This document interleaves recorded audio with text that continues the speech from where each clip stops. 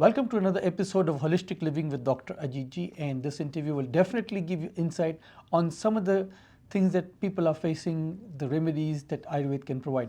Doctor Ajit ji, आपका इस programme में स्वागत है। नमस्ते, कैसे हैं? नमस्कार हेमंत जी और सभी को श्रोताओं को मेरा नमस्कार। सर, हमेशा आयुर्वेद कहता है गट रिलेटेड चीज़ हमारे शरीर को प्रभाव करती है, इफ़ेक्ट करती है। इरिजिस्टिबल बाउल सिंड्रोम एक वर्ड हम सुनते हैं, लेकिन वो क्या है, कैसे ये पैदा होता है और उससे क्या हमारे शरीर में असर होता है, इसके बारे में कुछ बताइए। हेमंत जी, बात जब आप गट की करें तो गट तो आयुर्वेद में कोर कॉज है हर प्रॉब्लम का बताया गया शास्त्रों में। बट अब तो वेस्टर्न मेडिसिन भी स्टार्ट एक्सेप्टिंग कि जो आपकी डिजीज़ हैं they relate with your digestion, they relate with your gut. But समस्या ये आ जाती है कि कोई आपको ये नहीं समझाता कि गट को करेक्ट कैसे करना है।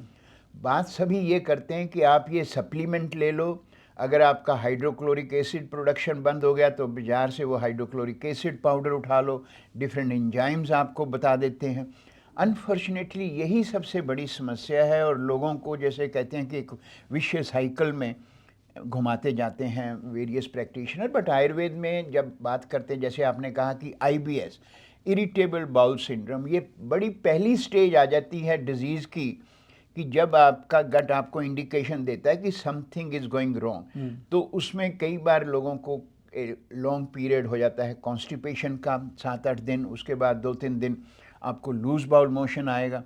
तो बहुत सी समस्या ये है कि बहुत से लोग इसको एक नॉर्मल चीज़ समझ के छोड़ देते हैं कि ये कोई बात नहीं है।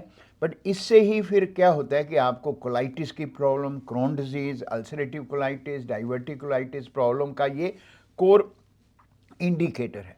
तो आयुर्वेद क्या कहता है कि जब आप regular for a long time incompatible diet आप लेते हैं, या जिसको कह लीजिए बहुत प्रोसेस्ड फूड आप खाते हैं।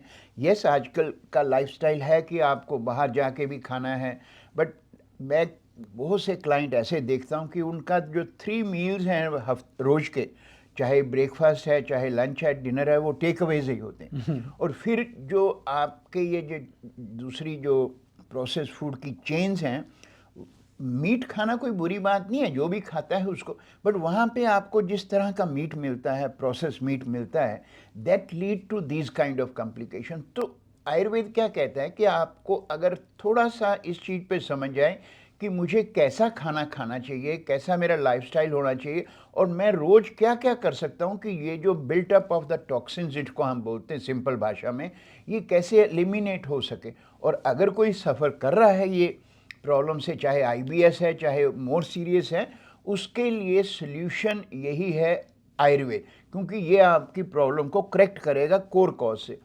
अब दूसरी problem, I am sure many people must be listening who are suffering from ulcerative colitis और Crohn disease, they all are on the steroid. But steroid इसका सॉल्यूशन नहीं है। Ultimately then you get involve with the surgery.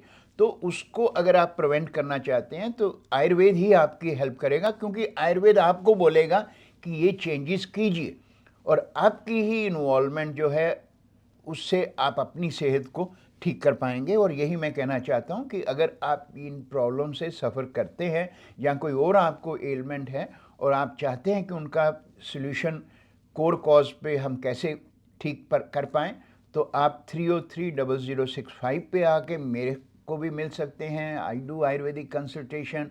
इसी तरह से अगर आप बाहर हैं कंट्री से या न्यूजीलैंड से या ऑकलैंड से, तो we do also online consultation. या आप अगर कभी आ सकते हैं तो 465 पार्नेल रोड पे हमारा क्लिनिक है। तो ये तो मैं अपने क्लिनिक के बारे में कहता हूँ। बट अगर ये प्रॉब्लम आप सफ़र करते हैं तो आयुर्वेद जहाँ भी आप हैं, अगर कोई आपको ट्रेडिशनल आयुर्वेदिक की कंसल्टेशन दे पाएँ तो that will help you a lot.